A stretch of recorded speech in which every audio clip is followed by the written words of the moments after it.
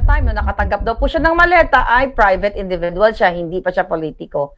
Tandaan, so ibig mong bang sabihin, Tito Soto, ang isang private individual, kasi hindi naman siya politiko, pwedeng magtanggap ng pagtanggap ng maleta ng bilyon-bilyong nakaw na pera kasi wala siyang pananagutan sa batas? Nakita nyo, lumabas po yung kabobohan. Doon pa lang, mga kababayan, nalalaman nyo na kung sino ang nagsasabi ng katotohanan at kung sino ang nakatanggap ng maleta. Yes, hello mga palangga. So thank you dahil nandito kayo. Medyo late yung ating vlog ngayon at nanood tayo no, ng live ni Senator Alan Cayetano ng Senate President. Still the Senate President at doon sa kanyang talumpati o kanyang speech, Facebook Live, makikita natin na talagang hindi siya aatras bilang isang Senate President. Doon sinalaysay niya yung mga previous attempts, even ng panahon ni PRRD, na may mga kumakausap sa kanya na eto, mag-Senate President ka. Then, nung 2025, last year, even panahon na ni Bangag. So, i-summarize lang natin ng konti. Alright? Kumbaga, ang pinakabuod ng kanyang speech, mga kababayan, ay maraming attempt na pwede siya makipagsabwata na lang or pumayag na lang sa Bangag administration para magkaroon siya ng ising buhay, katulad niyan. Hindi na lang siya gigipitin, hindi siya kakwelyongan. Pero magkaiba talaga, syempre, ang personality ni Senator Cayetano kaysa kay Erich Sylvester, the fraudster, the human trafficker, the law bender. Magkaiba talaga. Kasi nga, nakarinig yun naman kahapon, nagigil tayo, nakakwelyuhan niya, ipapadampot niya, naakala mo siya yung may authority, okay? Siya yung authorized para mandampot ng kahit sino-sino na lang. So, yes, Kato B, so far, nakikita natin na wala pa namang iba pang bumabaliktad aside from Escudero. Okay? Wala pang bumabaliktad. At ang ginagawa ngayon, mga kababayan, alright, so i-summarize ko muna ito yung sinabi ni Senator Alan Cayetano. Ito lang yung mga points niya doon kanina. Sa kanyang vlog ay, sabi niya, alam niya mula noong tanggapin niya yung pagiging Senate President ay hindi ordinaryong Senate President ang magiging, role niya. Sabi pa niya, may mga attempt, na, yun nga, tatanggalin niya sa pwesto at talagang matindi yung pressure dito sa pagiging Senate President niya. Pero dun sa kanyang sinabi kanina, kaya talagang ginigiit niya na dapat, na magkasundo dahil siya yung legal. Dahil siya yung legal na Senate President. Willing naman siya o nakipag-ugnayan naman daw siya sa Bangag administration, which is hindi nga para sa atin, hindi nga makikipag-ugnayan ang Bangag administration kasi talagang hindi lang talaga sa Blue Ribbon Committee sa flood control ang gustong pagtakpan ni Bangag at tanggalin na rin si Inday Sara. Papaano mamaya? Discuss natin dahil nakinig tayo. Okay? Ang sabi ni Alan tungkol sa impeachment naman ay nag-promise siya na talagang dadaan sa tamang proseso, ebidensya, and everything at aayusin kung talagang titimbangin yung mga ebidensya. Alright? Then, ang sinasabi niya kanina, kaya narinig yun naman, kaya ganun talaga yung gigigil nitong mga walang hiyang mga bangag na ito. Dahil nga, takot sila. Dahil may mga pangalan na lumabas, katulad ng pangalan ni Sandro Marcos, na again, ayaw ituloy ng mga julul, okay, na fake na mga senador, sa pamumuno ng fake na acting president na si Gatchalian, kasi nga may implicate, malalaman ninyo ng taong bayan na ang tunay talaga na mastermind ay ang Bangag administration. Sabi nga natin, kung nanood tayong lahat, if you compare the 18 brave Marines, yung testimonya nila, doon sa kay Madriaga na all throughout nagbabasa ng script. Hindi kumukurap, nagbabasa ng script na ganyan, right? Pero ang 18 Marines, sobrang detalyado kasi may personal knowledge. Sabi nga natin, mga kababayan, kahit pagbali-baliktarin mo, kahit lasingin mo ang isang tao, kung nagsasabi ng katotohanan, mararamdaman mo. Kaya gano'n nagwawala si Erich Sylvester, nagwawala yung NBI, nagwawala silang lahat. Alam nyo, synchronize yung kanilang mga statement. Even, okay, the Integrated Bar of the Philippines, na sinasabi, inaayunan nila ang fake na pamumuno ni Gatchalian, yung pagdeklara nila ng quorum na kulang. So, IBP, Integrated Bar of the Philippines, mga kababayan, ang Integrated Bar of the Philippines, I forgot kung sino yung nag-post na isang abogado, pero pinapaliwanag niya na ang opinion ng Integrated Bar of the Philippines na iilan lang ay hindi opinion ng buong abogado sa buong Pilipinas. Kasi ang Integrated Bar of the Philippines ay isang organisasyon na nag-iisa lamang sa Pilipinas na wala kang choice, compulsory, na kailangan pag abogado ka, part ka ng Integrated Bar of the Philippines kasi wala na may ibang sasalihan, so nagbabayad sila ng mga dues dyan para dyan sa institution, sa organization na yan. But hindi ibig sabihin, nagsalita ang Integrated Bar of the Philippines ng iila na okay, ino-honor kaming mga abogado, hindi ibig sabihin yan buo, okay, buong libo-libong abogado sa Pilipinas ayaan ang paninindigan kasi baluktot. So ano pang in-expect nyo? Ang tanong na lang natin, magkano kayang maleta ang binayad sa kanila? Right? Diyan sa mga tiwali sa Integrated Bar of the Philippines. Another thing, okay, ano ang sabi ni Gatchalian? Yung acting fake president nila. Ang sabi, makikipag-ugnayan kami sa Commission, Civil Service Commission. Ang Civil Service Commission, sino nag-a-appoint ng mga mumuno? Si Bangag. Bakit hindi siya makapag-ugnayan sa Korte Suprema? Ba't hindi siya mag-file ng petition doon? Mag-petition siya na ako yung acting president kasi may quorum na kami na 20 na 12 out of 22. Pinoprogram na nila ngayon ang utak ng mga ordinaryong Pilipino. Right? Ng mga Pilipino na hindi masyadong aware dito sa nangyayari sa Senate o na aware sa ating lipunan, yung hindi naman kayang arukin kung ano ba talaga ang batas, kung ano ba talaga yung katotohanan, kasi nga, syempre, di ba, kapag government institution ang nagsasalita, what? Kailangan maniwala tayo. Ganun kasi yun eh. Yan yung official eh. Official yan kasi NBI yan. Pero nakalimutan ninyo, official, yes, totoong official ng NBI, pero ang nag-appoint dyan sa isang ulol na yan, na si NBI Matibag, ay si Bangag. Kaya nga nagkaroon ng suguran nung May 11, kikidnapin si Bato, then May 13, nagkagulo, dahil utos ni Bangag. Okay? So, mga kababayan, hindi yung civil service. Kasi appointed yung mga tao dyan, under yan sa kay Bangag. So ngayon, pinoprogram na nilang utak ninyo. Nadako, sinabi na ni Drilon eh. Sinabi na ng dating president ng Senate President, si Tito Soto na, nagkaroon ng Freudian slip na what if kung nakatanggap daw siya ng maleta, ano daw ba ang nilabag na batas? Nakita nyo? Panilawanag natin yan kagabi, ulitin ko uli. Dahil during that time, nung nakatanggap daw po siya ng maleta, ay private individual siya, hindi pa siya politiko.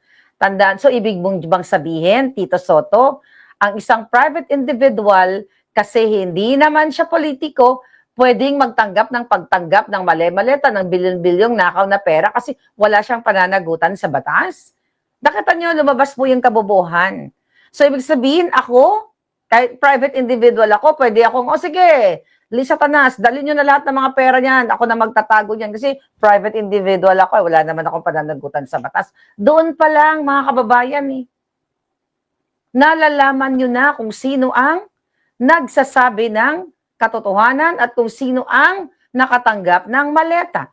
The reason why nag-iingay sila, kikwelyuhan ni fraudster, ni trafficker, mga kababayan, kikwelyuhan niya ang what? Si Senator Alan Cayetano, nag-iingay talaga sila. Yun nga sinabi ni Senator Alan Cayetano. At dahil nga gusto nilang bilugin o linlangin ang taong bayan. Kaya wala na magiging batas-batas sa Pilipinas kapag nagwagi sila. Sabi ko nga, tama yung sinabi niya ni Alan Cayetano kanina, na sinasabi niya, whether you don't like me, o you like me, o galit lang kayo sa akin, ayaw nyo lang sa akin, ganyan-ganyan. Pero ang importante dito, yung kinabukasan, yung totoo, yung kinabukasan ng bayan, yung mga susunod na estudyante na mag-aaral ng batas, di ba, na hindi itutuwid ang batas na ipipilit nila na nagkaroon na kami ng quorum. Okay? 12 na kami. Imagine, nung sila ay, nag-propose pa lang, was it proposed? Nag-motion. Si Senator Marcoleta na aamyendahan ang Senate rules. Di ba? Ang Senate rules na makaboto yung mga wala doon, ano ginawa na nag-walk out sila? Diba? 12 sila noon Sila Senator Marcoleta, in-adjourn ni Tuta Soto. Nakita niyo, now ngayon, nung 12 sila, nagka-quorum sila. Lagi yun naman naririnig na yan. Ang dami mga magagaling na abogado na ang 13, hindi 12. Hi, Yumi, you're here. Thank you so much. So, yun yung ginigiit nila ngayon, mga kababayan. Ginagamit nila ang mga institusyon ng gobyerno para bilugin ang inyong utak. Ang pwede lang mag-decide kung ayaw talaga kasi hindi atras si Senator Alan Cayetano, nakikita ko. Bit-bit na naman niya yung konstitusyon, binasa na naman niya mga kababayan, yung batas na nagsasabi, right? Na nagsasabi na siya ay what? Na siya ang legitimate dahil during the time ay binoto siya ng 13. Alright? Yun mga kababayan. So, dito mo makikita, sabi ko nga, hindi siya aatras sa nakikita ko. Hindi siya aatras dahil yun yung tama. Okay, yun yung tama. Another thing, ngayon, kaliwat kanan, ang sa media, okay, na, yun nga, sinisindak pa rin nila si Alan Cayetano, na dadamputin, katulong ng mga NBI. Talagang sobra pa to sa martial. Demonyo po ang namumuno na sa Pilipinas. Okay, demonyo na ang namumuno sa Pilipinas. At, hindi kayo dapat hindi tayo dapat magpapasupil sa mga ito kayo na lalo sa Pilipinas. Kasi nag-statement si Senator Loren Legarda naman, okay? Mga kababayan, patungkol nga dito sa illegal, okay? Illegal na ginagawa ng bangag okay. Okay, pakinggan natin 'to. Maiksi lang 'to yata. Malinaw na nakasaad sa konstitusyon. Walang sinumang senador ang maaaring lehitimong tumayo bilang Pangulo ng Senado batay lamang sa 12 boto. Ito ay pinagtibay sa ilalim ng 1987 Constitution. Sa Article 6, Section 16, Subsection 1 ng 1987 Constitution, the Senate shall elect its President by a majority vote of all its members. Ang ibig pong sabihin, makakapaghalal lamang ng isang Senate President kung makakuha siya ng mayoryang boto ng lahat ng miyembro ng Senado. Ayon po sa konstitusyon, 24 ang kabuang bilang ng mga halal na senador. Kaya naman, 13 po ang kinakailangan para magkaroon ng mayorya. Nakalagay din sa alituntunin ng Senado, sa Rule 2, Section 2, na the officers of the Senate shall be elected by the majority vote of all its members. Ang mga opisyal po ng Senado ay ang Senate President, Senate President pro tempore, Senate Secretary, at Sergeant at Arms. Hango at nakabase po sa ating konstitusyon ang mga alituntunin ng Senado, kung kaya't tulad sa Senate President, boto rin ng mayorya ng lahat ng miyembro ng Senado ang kinakailangan upang magtalaga ng Senate President pro tempore, Senate Secretary, at Sergeant at Arms. Malinaw, 13 boto ang kailangan. Sabi din po sa Rule 15, Section 44 ng alituntunin ng Senado na except during the election of officers, a majority of the senators shall constitute a quorum. Simple lang po ang kahulugan nito. Iba po ang bilang na kailangan para sa quorum. Iba rin po ang bilang na kailangan para po sa eleksyon. Kapag eleksyon po ng mga opisyal ng Senado, kailangan ang mayoryang boto ng lahat ng miyembro ng Senado upang sila'y mahalal. Kaya naman, sa kabila ng aking paggalang sa aking mga kasamahan, labag sa konstitusyon at alituntunin ng Senado ang nangyaring pagtatalaga ng Senate President pro tempore, Senate Secretary, at Sergeant at Arms dahil 12 senador lamang ang nasa plenaryo na bumoto. Kulang ng 1 boto para masabing mayorya ng lahat ng miyembro ng Senado ang bumoto para sa pagbabago ng liderato. Samantala po, sa chairmanship naman ng mga komite ng Senado, malinaw din ang saligang batas sa ilalim ng Article 6, Section 16, Subsection 2, kung saan sinabi na a majority of each house shall constitute a quorum to do business. Ibig sabihin po, 13 senador din ang kinakailangan na kabilang sa sesyon ng Senado. Okay, mga palangga. Kung makagawa, Actually, naiintindihan na natin yan, di ba? Naiintindihan na natin yan dahil lagi natin nakikita sa ating mga magagaling na senador at mga abogado na nagpapaliwanag. Okay? So, ang bottom line kasi talaga dito, mga kababayan, yung binabasa ni Loren Legarda is base sa Constitution. Ang sinasabi ni Gatchalian na opinion daw, sabi niya, opinion lang yan ni Loren Legarda, pero susundin daw niya yung mabigat na opinion ng mga dating Senate Presidents at opinion ng IBP, Integrated Bar of the Philippines, Civil Service Commission, at kung sino pa mga kaputang inahan. Alright? Ngayon, mga kapalangga, sabi ko nga sa inyo, talagang pinoprograma nila para babuyin ang Constitution. Alright? Bakit ka mo? Sinabi nila na 22 na lang sila dahil wala na si Jinggoy, di ba? Pinakulong nila. Wala na rin si Senator Bato, so 22 na lang sila, kaya valid yung kanilang quorum na 12. Okay? Pinaliwanag na rin na hindi po yan legal ang sinasabi nila kaya hindi naman nakasaad sa Constitution. Yan ang pinapaliwanag ni Senator Loren, ni Senator Marcoleta, ni Alan Cayetano. Alright?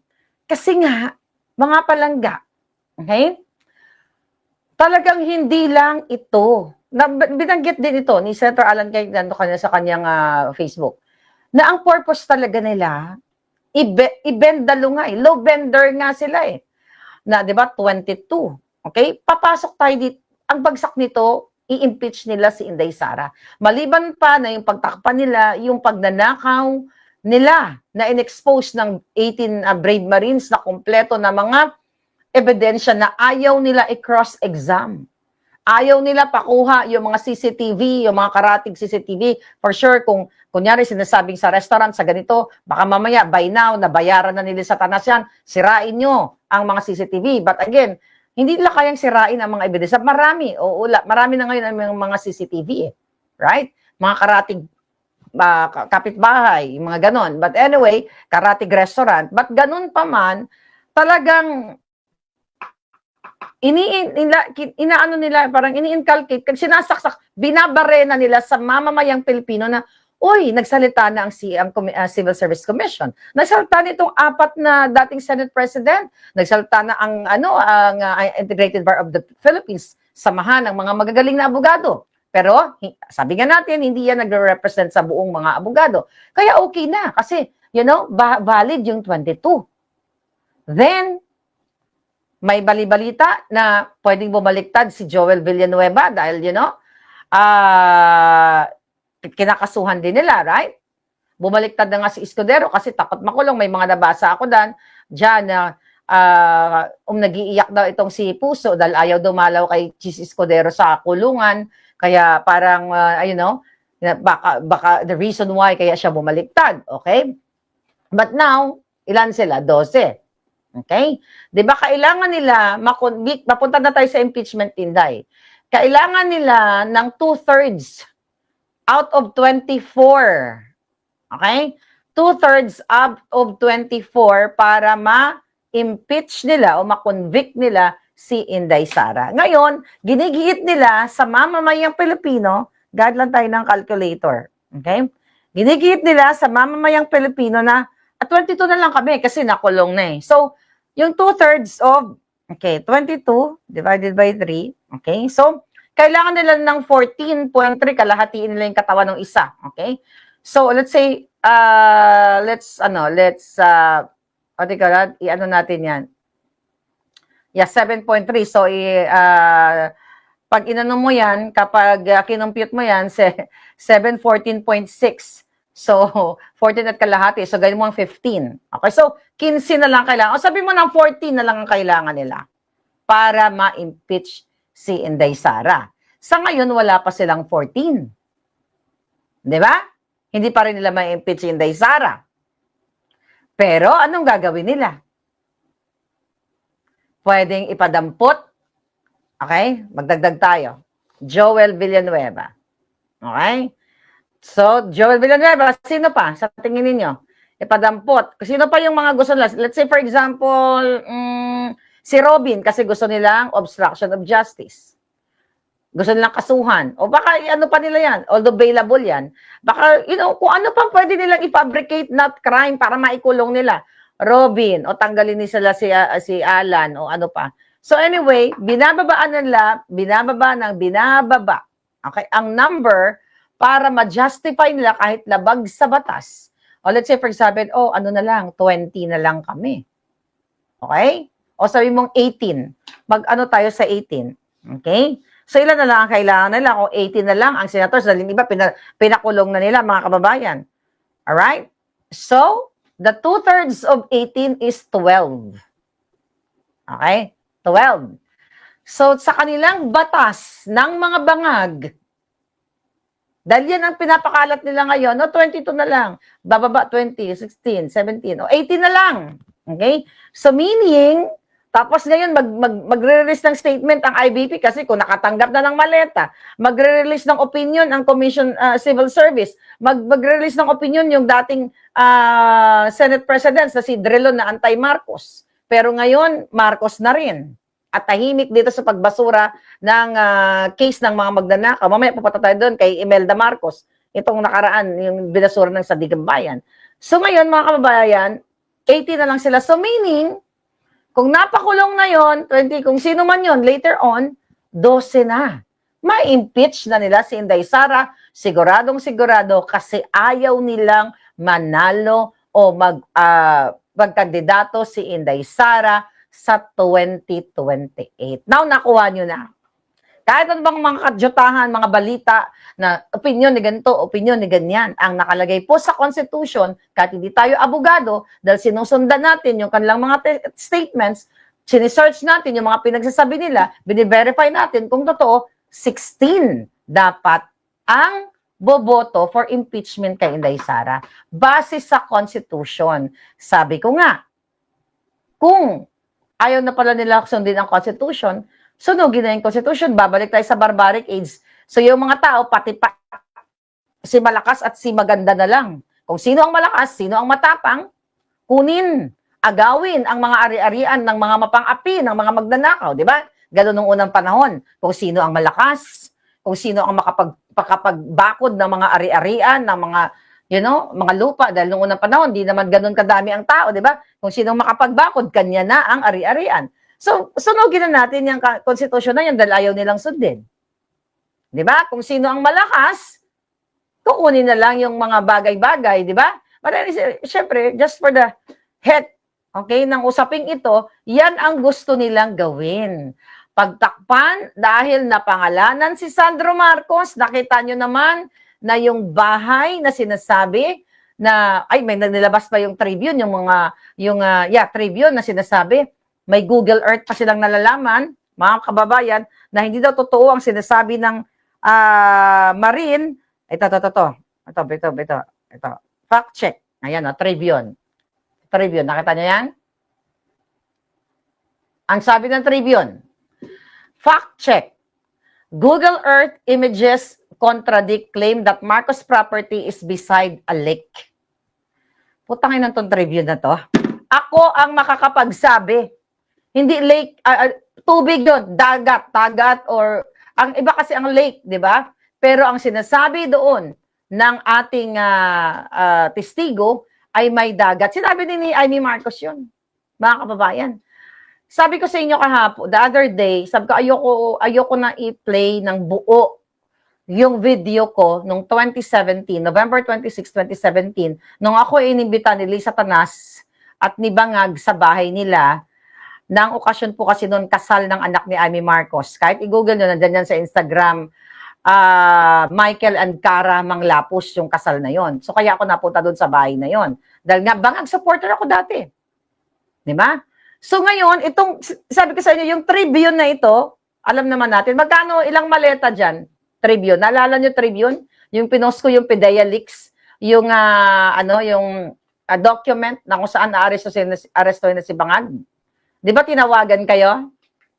Tinawagan kayo ng Satanas para ipatanggal yung what do you call that? PDEA document na nilabas ni Morales. So alam ko kartada nyo, Tribune. Magkano? Ilang maleta? Putangin na ninyo. Hindi kayo nakapunta doon o baka hindi kayo naimbitahan. Ako naimbitahan ako doon. At pinakita ko sa inyo yung picture noong 2017 na nagmamatch sa testimonya ng ating Marine testigo, witness. So kaya ayaw nila, mga kababayan. Okay? Ayaw nilang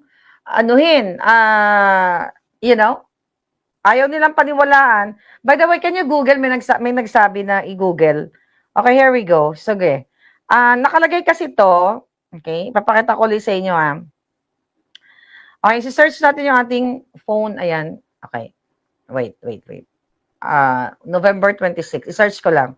November, para makita nyo kasi magagaling kayo sa computer. I-Google Earth ninyo yung dagat. Okay, ito. So, nakalagay kasi dito, mga kababayan, ito yung pinost ko, Okay, here we go. Actually, kanina masakit din yung julo ko. Buti okay na, si palangga ngayon. Okay. Here we go. Ito yon. Ayan, Lawag, Barangay. Ayan, galing yan sa ayan, Ayan, Barangay number 37. I-Google Earth nyo nga yan. Okay, paano nyo i-Google Earth yan? Okay? I-Google Earth nyo yan. Number 37. Ito yung metadata ng phone ko. Sunday, November 26, 6:45 p.m. Okay. Number 37, Kalayab. Ayan, Ayan pala Kalayab, Barangay. Tignan nyo. Ayan, nasabi ng Google Earth. Nakita nyo? Tama. Di ba? Ang galing, Ayan, Nakita nyo? Ayan. Yan yung picture mo kung may dagat. Pakita nga natin ulit sa inyo. Galing, hindi naman tayo teke masyado, pero ang galing. Okay, tignan natin. Ipakita natin sa inyo. So, yan yung picture ko. Okay, wala bang makikitang anets dito? Ayan sa lahat naman kayo, naka-iPhone. Alright, sabi dyan, yung picture ko daw ay located there. Alright, located there. So, pipindutin ko to. Ayan. Ayan, Lawag City, Barangay, may tubig, may dagat. Ganyan dyan din yung picture ng Marines. So, kaya sabi ko sa inyo, kahit hindi kayo forensic expert, alright? Kung ipapatawag, kung i-cross-exam ng mga putang inang itong mga ulaga senators, bangag senators, yung statement ng ating mga Brave 18 at yung picture kay Sandro Marcos, mga kababayan, makikita na totoo yung sinasabi niya, ayan nga lang eh. Saan nakikita ko, pinapakita ko na sa inyo, dahil karamihan dito may iPhone, i-click mo lang, ganun, di ba? Yung mga pictures, nandyan yung metadata kung saan kuha, anong oras, anong petsa, lahat. Kung gagawin nila yung tama. When it comes to forensic investigation, digital forensic investigation. But of course, hindi nila gagawin yan. Tapos itong Tribune, magkano binayad sa'yo Tribune? Lake, tinitwist nyo. Ang sabi ng may tubig, may dagat, ganyan. Si Amy na mismo nagsabi, dahil kasama ko nga si Amy dyan sa lugar na yan. Okay. Papalitan natin ulit yung picture namin ni Amy Hitad. Ito yung picture namin ng ikinasal. Okay? Alright. Here we go. Sana yan. Diba? Yan yung picture namin ng ikinasal. Ayan. Dalawa kami. Yan, si Cara Manglapos. Kasal niya yan eh. So, ayan mga kababayan. Kasal niya yan. Teka, what the fuck? Okay. Kasal niya. Ito si Amy. Ayan ako. Pinakita ko na yun sa inyo. Ayan nakita nyo? Ano ba yung nasa likod ng kubo na yon? Ayan. Ayan. Ayan kami noon. Payat pa ako. Payat din si Amy. Alright. Anyway, yeah. Sa Diskaya pa lang, maniniwala na ako sa statement sila. So ngayon, mga kababayan, eto nga yung ginagawa nila. Sinasaksak. Okay? Sinasaksak sa utak ninyo ang kanilang baluktot at pang-aabuso ng kapangyarihan. Sabi ni Jose Fidad, Miss Maharlika, for Google Maps, you can also search Kalayab Elementary School. Well, you know what? Ako personal knowledge ko, ando doon ako eh. Bukas, dahil sabi ko nga, alam mo kasi, pag nakikita ko yung pictures ko with the bangag, para akong pinapatay, alam mo yun? Parang kung pwede ko lang ibalik ang nakaraan. Ang sakit-sakit sa feeling na parang putang inan to, sinuportahan ko. Pero for the sake sa katotohanan ng mamamayang Pilipino, tomorrow, okay, papakita ko ng buo sa inyo yung video na yon nasa tabing dagat ng bahay nila para makita niyo rin kung sino pa yung mga hayop na mga nandoon. Alright?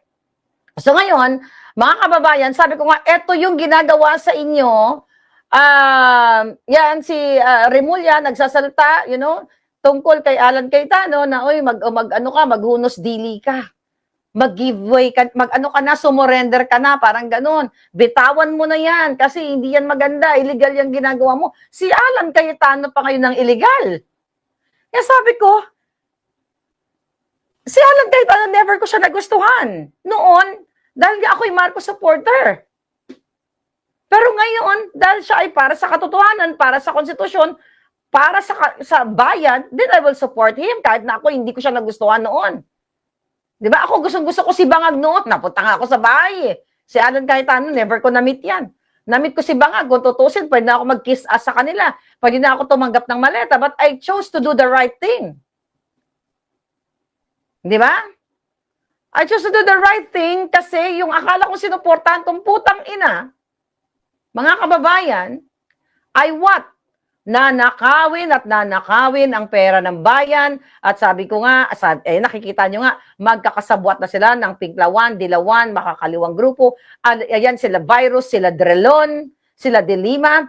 Ngayong araw na ito, June 2 actually, binasura ng Sandigang Bayan ang mga natitirang reklamo ng gobyerno ng PCGG sa nakaw na yaman, mga assets, mga deposito sa bangko, sa labas, sa loob ng bansa, mga ari-arian, okay? Binasura na ng Sandigang Bayan dahil ayon sa PCGG, mga kababayan, ay wala na raw silang pwede pang maisumite na iba pang mga ebidensya o mga dokumento. So meaning, absuelto na. Okay? Ang Magmilyang Bangag at the same time, yung mga natitirang ari-arian na nakaw ay hindi na mababawi sa kanila.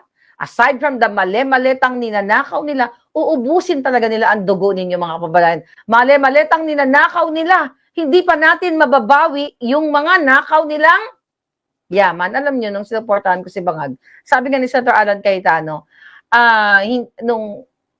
never naman niya na, hindi siya talaga Marcos, nakita niyo naman, magkalaban sila. Pero ito yung konteksto ng sinasabi niya. Nung naupo daw si Bangag noong 2022, hindi naman siya pwedeng, dahil ayaw niya kay Bangag, ayaw niya kay Marcos Bangag, may point naman siya. Okay? Na siya ay dahil bilang isang senador, mag-aakla siya or what, na hindi dapat, hindi dapat si Marcos Jr. kasi magnanakaw yan. Sabi niya, you have to follow the will of the people. Parang ganun, dahil siya ay binoto. Pero actually, hindi siya binoto, dinaya siya. Maliban sa binoto siya ng mga supporters si Sara Duterte, ay what? Ninakaw pa nila ang boto ng bayan. Yan ay nakipagsabuatan sa Smartmatic. Sa sobrang malalim, masilimot yung pinag-uusapan natin.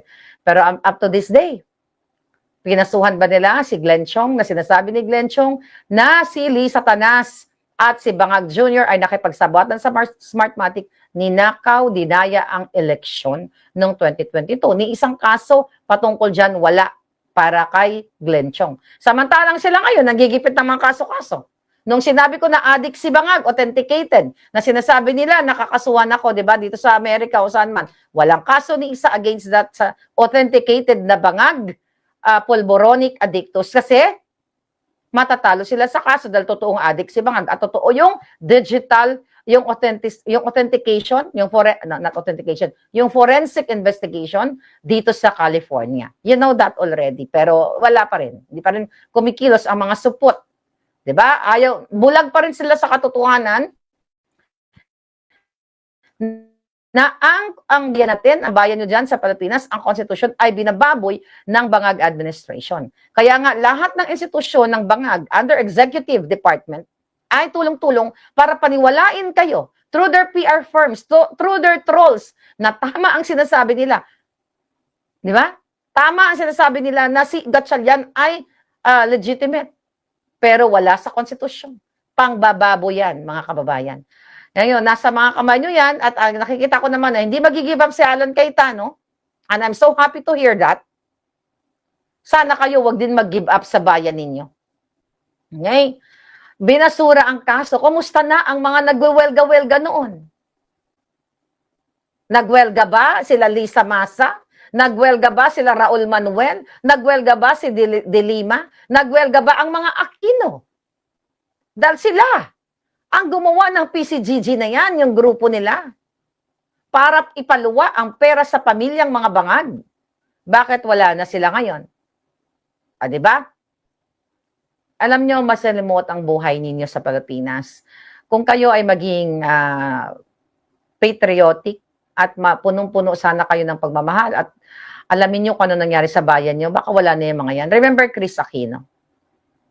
Noong 2022, di ba? Kung ano, alam niyo naman yung pamilya niyan, magkaaway, Marcos Bangag. Ang sabi nga ni Chris Aquino noon sa interview niya kay Bongbong Marcos, ang tingin namin sa inyo, may mga sungay kayo para kayong mga demonyo. Ay, you know the history ng Marcos at Aquino. Then, nung natalo si Laylayan, Leni Robredo, pumunta yan dito si Chris Aquino. Nagpapagamot. Although may sakit naman talaga siya. Pero pwede naman siya magpagamot sa St. Luke's o sa Asian Hospital dyan sa Pilipinas. Pero kaya yan pumunta dito, hindi niya matanggap na nakabalik na yung mga Marcos. Tama, mali. Pero like, I think a year ago, okay, dahil sa mga convincing ng kanilang mga kaalyado na dati ayaw sa Marcos, ngayon Marcos na rin. O, tignan mo. Si Chris Aquino, nakasama yung kanyang, ang kanyang Tita Lee Satanas. Kasama na si Bangag. Anong ibig sabihin yan? Natanggap na ni Chris Aquino na magkakaalyado sila, pare-pareho pala sila ng kulay. Kasi you know what? Kung kahit na si Chris ay tagumatayo na, kung mamamatay na isang bulati na lang hindi pumipirma, kung para sa bayan ay maninindigan siya, hindi niya lulunukin ang suka niya. Pero nilunok niya yung suka niya. Katulad ng paglunok ni De Lima ng boto ni Dayan. Paglunok ng prinsipyo niya. Wala naman siyang prinsipyo.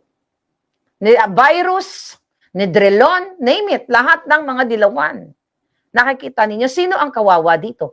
Taong bayan, katulad ng pagtanggap ni Leni Robredo ng 500 million galing kay Bangag. yan ang nagagawa ng pera sa mga walang prinsipyo. Magkakaaway sila ngayon, pero pag galit na galit sila for how many years? 40 years? 40-something years, 1987, yes. Di ba? Yung laban nila dito kay Marcos Jr. Ngayon, kainsuka na sila kasi nakatanggap ng maleta. Ayon sa ating Brave Marines, nakatanggap ng maleta si De Lima. Sino pa? Si Franz Castro. Ayan, ang laging nasa welgaan. Si Flavi, yung padre na nakasutana pa. Si Raul Manuel. Okay? Sino pa? Kung sino pa yung mga nakatanggap. Alright? Kaya ganun. Sino po ang kawawa, mga kababayan? Kayo. Kayo talaga. Yes, Cheche Dumol from Capiz. Kumusta ka na dira? Nami ang seafood sa Capiz. Now what? Oh, well, in fairness, meron pala nag-rally naman yung Atom. Okay, I think kay Atom Arroyo yan kasi yung nanay niyan. I don't know, yung grupo na August 21 movement. Okay, I think ang kasama diyan yung Atom Arroyo na yung nanay niya ay makakaliwa, di ba? Makakaliwang grupo na nag-rally. Nasaan na Atom ang nanay mo? Nandyan ba? So ito mga kakampi to ng mga dilawan. Even ang mga media kakampi na eh. Di ba? Yung ABS-CBN. Well, galit na galit talaga kahit Pangulong Duterte yan. Dahil natanggalan sila ng prangkisa, hindi dahil what? Hindi dahil tinarget lang sila. Tinanggalan sila ng prangkisa, unang-una dahil di sila nagbabayad ng tamang taxes issue sa kanilang mga what they call that, yung kanilang mga trabador na hindi nababayaran ng tama at marami pang iba sa kanilang mga stocks. Alam nyo yan, narinig natin. Pero kung narinig ninyo ang kanilang dating executive, I don't know kung executive pa rin sa Chari Villa, talagang pabagsak ng ABS-CBN because of the digital age, because of the digital media. Kaya sila galit na galit sa atin. Galit na galit si Erich Sylvester, okay? Sa ating mga vloggers, ganyan. Galit na galit ang mga ulol na wag daw tayo paniwalaan, mga vloggers na sa social media, dapat doon pa rin tayo sa traditional media. Mga putang ina nyo. Diba? Hindi nyo na maibabalik ang nakaraan na kayo lang ang may kontrol sa katotohanan at kasinungalingan. Hindi nyo matanggap, mga putang ina ninyo.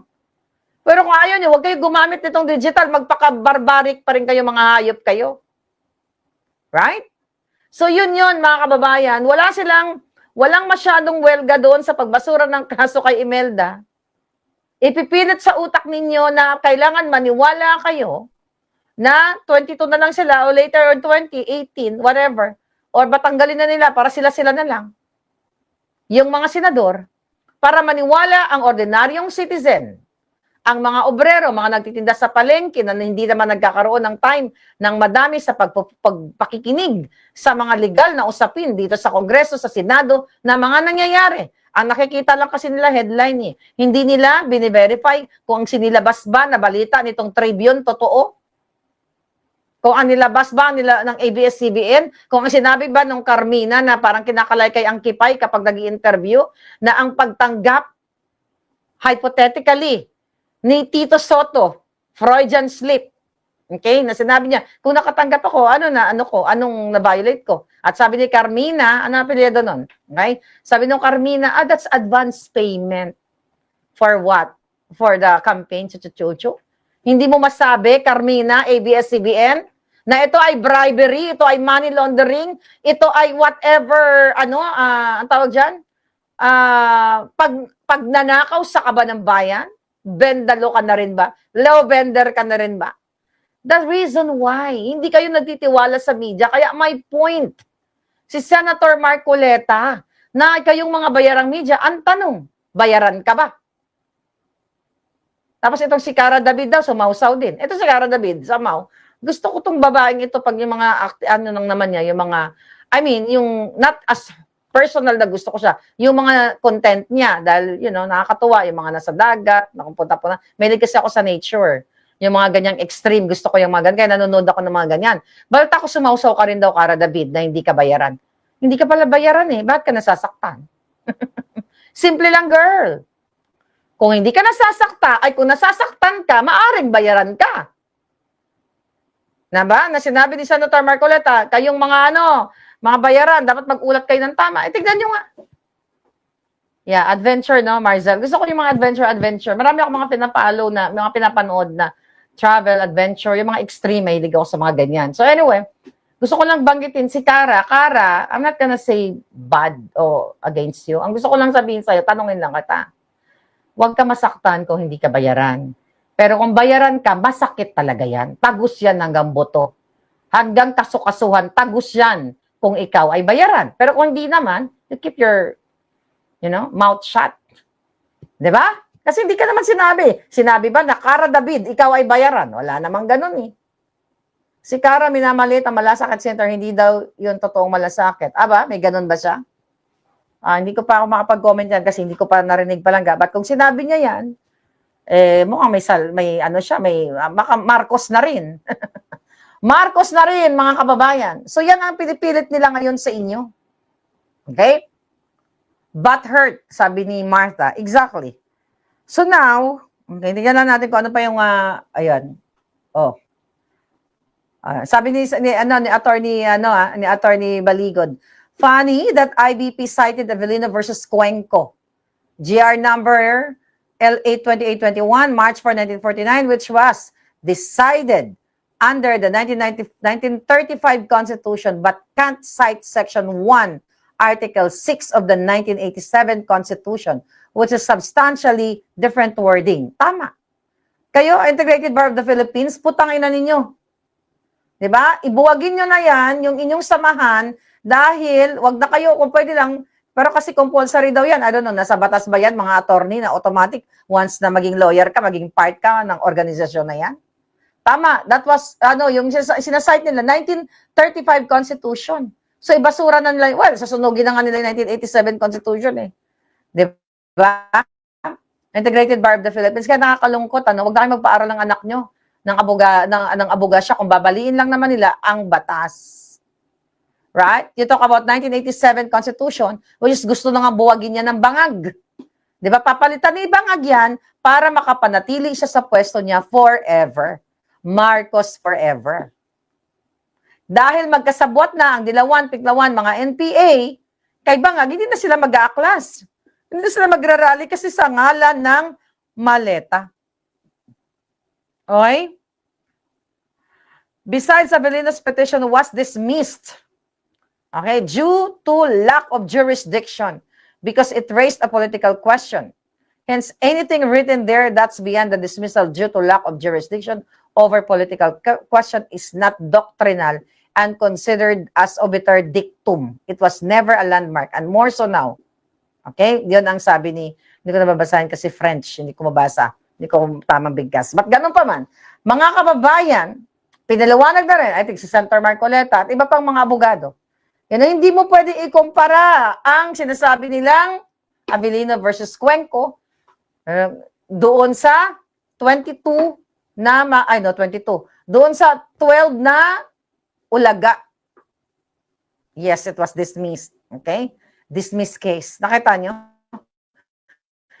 Yes, Catalina, money is the root of all bangag, of all evil. Yes.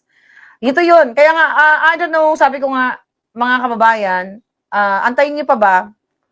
Ako nandito lang ako. Okay? Hindi po ako nahihirapan sa traffic everyday. Hindi ako nahihirapan sa mataas na gasolina kasi naka-EV car ako. Di ba? Imagine mo, $28, $30 yung full charge. Ang gas, $100. Isa, yung like premium, no? Full charge, $100. So, then, hindi ako sa nagyayabang na whatever, wala tayong pinagyayabang dito. Ang sinasabi ko, ako na nasa ibang bansa, kami dito na mga nasa ibang bansa, concern sa inyo. Dahil sa hirap na nararanasan ninyo, binababoy kayo ng bangag, ba't kayo, nagsisettle kayo to just be being a troll ni Lisa Tanas. May mga nababasa tayo mga troll-troll. Okay? Magkano? 500? 1,000 pang tawid gutom? Then for the rest of your life, yung mga anak mo, yung mga kaapu-apuhan mo, magiging mahirap, magiging manglilimahid forever? It's your call. Kaya sabi ko sa inyo, what you call it, sakupin ko na lang kayo. Di ba? Kasi wala, so far, maraming salamat Alan Cayetano kasi huwag kang sumuko, hangga't hindi sila nakakabuo ng 13, wag mong sukuan ang bayan. Sa kabila ng intimidation sa'yo. By the way, may nag-send dito sa akin. Ah. Ito ba yung mga namumuno sa inyo? Sino to? Ito ba yung mga senador na gusto nyo? Hi, thank you. Or lami ang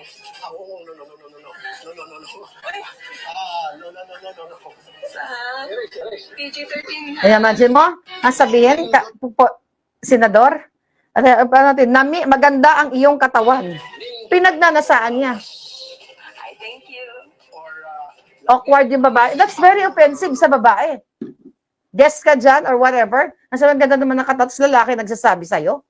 Ang ibig sabihin ng pinagnanasaan ka, that's very offensive sa babae, lalo na hindi mo kakilala. Kunyari ako, may lalaking akong first time mo lang nakilala, ang sabihin sa'yo, parang naglalaway pa yung lalaki, ang ganda naman ng katawan mo, ang ganda naman ng suso mo. Oh my God. Unless kung magkakaibigan kayo, uy, bakla, kamusta ka na, ganda-ganda naman ng katawan mo ngayon. Mga ganon. Pero yan, sa media, talagang itong hayop na ito, so, ibig sabihin, justified ito. Tika, nasa na yan? Justified ito.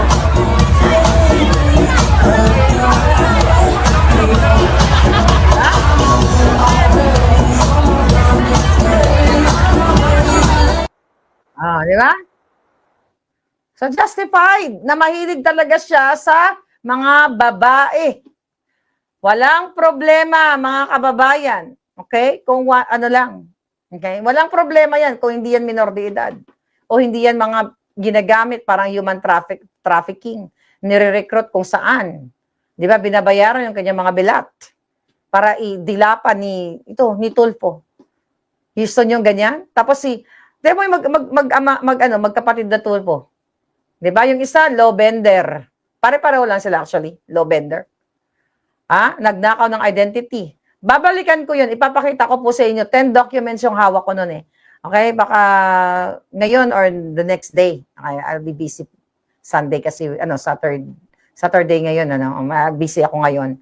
So anyway, papakita ko ulit sa inyo kung paano yung history ni Lobender, ni Eric Sylvester na nangahamon na papaarestuhin si Senator Alan Cayetano at Coquelio Hanya. Yes, tolfok-fok, sabi ni Palangga. Sabi ko nga. Kung sinabi niya na you're beautiful, that professional, sabi ni Dodo Park. Exactly. Thank you for that point. Pag sinabi mo, oh, you're beautiful. That's it. Pero yung lami, nag-try pa siya magbisaya. Bisaya ata yung babae. Lami ang lawas. So, pang manyak lang yan. Alam mo yung mga pelikulang mga nagdidila-dila, lami, maganda ang katawan mo. So, o bakit hindi yan ireklamo ng mga, what do you call that, ng mga holier than thou. Diba? Katulad kay De Lima, who's that? Yung sa Congress, sa lower house. Diba? Si Suntay, inanuhan nila, pinaila nila ng kaso sa Ethics Committee dahil doon sa statement sa kay Ann Cortez na yung bilat din, nagalitib, diba? Yung kanyang bilat na, sa kanyang gown, nakikita yung bilat niya doon, ay not really bilat, almost, yung gown niya, di ba? Nas may sinabi si Suntay doon na nakita niya sa Shangri-La, ayoko hindi ko na malala yung exact ng statement. Pinapailan sa Ethics Committee. Eto, hindi nyo pailan to? Na nagnanasa sa katawan ng babae? Parang mga rapist talaga itong mga putang inang ito, manggagahasa ang mga putang ina. Parang katulad ng asawa ni Jervel Luistro na napangalanan din ng Brave Marines na tumanggap ng maleta na yung asawa niya ay nasangkot sa panggagahasa. Oh my God, mga kababayan, ito yung mga namumuno sa inyo, nalulusutan ng panggagahasa, nag-orgy o kung ano pa man, pangmanyak, di ba? Tapos you talk about, tapos andyan siya sa kanyang show, si Tulfo. Ito si Tolpokpok, si Rap-Rap, na kunyari inaayos siya yung mga problema ng mga mag-asawa, ng mga kabit, siya mismo nangangabit sa dami-dami at mga lumalabas ngayon na even before, di ba? Nalaman ko tuloy, may nagsend sa akin na reel, buntis pala yung asawa niya, hanggang 4-6 months, yung una niyang asawa, ikinakalantari niya na yung asawa niyang pika. Di ba? Yung asawa niyang pangit. Maganda pa, may tsura pa yung una eh. Di ba? Hindi siya nakontento sa may tsura ng asawa, kumalantari siya ng pikak na pagkapangit-pangit. Kaya tignan mo, yung lumabas, pangit din, dalawa. Di ba? Yung isa, parang ang suso na kasing laki ng mundo, tapos sinubuan ng muka. Yung isa, parang surot na tumaba, na nagumasos ng 7 million for 2 nights dito sa Las Vegas, Nevada. See? Kung meron lang akong magic wand, nasa na pala yung wand ko binigay ni Atty. Glenn Chong. Okay? Kung meron lang tayong push button para i-eject silang lahat, na-eject na natin sila. But still, mga kababayan, okay, huwag kayong pumayag, makiisa kayo, di ba? Ang boses ninyo, kasi very powerful tayo, believe me, kahit nandito lang tayo sa social media, ay talagang what? Very powerful ang boses natin. Pero mas maganda kung nasa ground kayo, di ba? Ngayon, si Satanas, nagbabayad talaga yan ng PR. Sabi ko nga, yung PR pa lang sa page niya, 5 million a month yan. Yung sumupsup ng buto nung ingatan ko yung pangalan. Ni Katie. Yung sumupsup ng buto ni Katie, di ba? Binabayaran yun. Yung special envoy na sumupsup ng buto, naglasingan sila, nagdroga sila, mga putang ina, nagsupsipan ng buto. Yan ang the likes of the bangags. Alright? Sabi ni Maymay, nasa abroad, Maymay, basta keep going. Alright? Elizabeth Gervasio, keep going. Thank you for watching. Di ba? At di ba yung mga,